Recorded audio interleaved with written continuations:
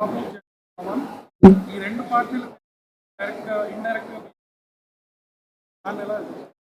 ఆవిడ వేసుకున్న వేషం కాంగ్రెస్ది, మాట్లాడే స్క్రిప్ట్ చంద్రబాబు నాయుడుది. మళ్ళీ చంద్రబాబు నాయుడుతో మమ్మల్ని కలిపినట్టు మాట్లాడుతుంది.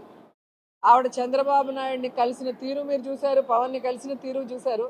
కాబట్టి ఈరోజు ఆమె మాటలకి క్రెడిబిలిటీ లేదు అనేది కూడా స్పష్టంగా చెబుతున్నారు.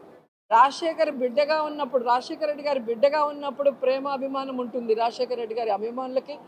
ఆమె తెలంగాణలో పార్టీ పెట్టినప్పుడు జాలి ఉండేది, పాపం ఈవిడ ఎండల్లో తిరుగుతుంది అనే ఉండేది. కానీ ఎప్పుడైతే ప్రజలు అసహించుకునే కాంగ్రెస్ని, ప్రజలు తరిమేసిన కాంగ్రెస్లో చేరి ఈ రాష్ట్రానికి మంచి చేస్తున్న వైఎస్ఆర్ కాంగ్రెస్ పార్టీకి నష్టం చేకూర్చాలనుకున్నప్పుడు షర్మిల మాటలకి అర్థం లేదని కూడా ఈ సందర్భంగా తెలియజేసుకుంటున్నా.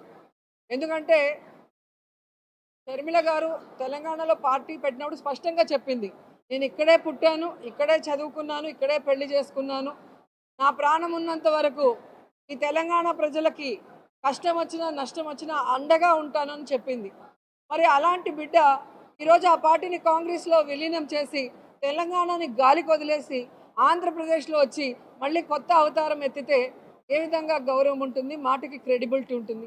ఈరోజు జగన్మోహన్ రెడ్డి గారిని చూడండి, పావురాల గుట్టలో ఇచ్చిన ప్రామిస్ని ఫుల్ఫిల్ చేయడానికి ఎన్ని అవమానాలు, ఎన్ని కష్టాలు, ఎన్ని తప్పుడు కేసులు పెట్టి జైల్లో పెట్టినా ఏ రోజు కూడా ఎవరికి కమిట్ అవ్వలేదు, ఎవరికి తల వంచలేదు.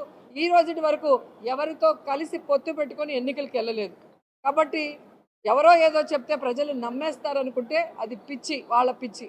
జగనన్న ఎవరితో పొత్తు పెట్టుకోవాల్సిన అవసరం లేదు, అది స్పష్టంగా ఆయన అనేక సార్లు చెప్పారు. భవిష్యత్తులో కూడా కేంద్రంలో ఎవరు అధికారంలోకి వస్తారో వాళ్ళు రాష్ట్ర ప్రయోజనాలకి సపోర్ట్ చేస్తే వాళ్ళకి బయట నుంచి సపోర్ట్ చేస్తారని చెప్పడం అనేది కూడా మీరు గమనించారు.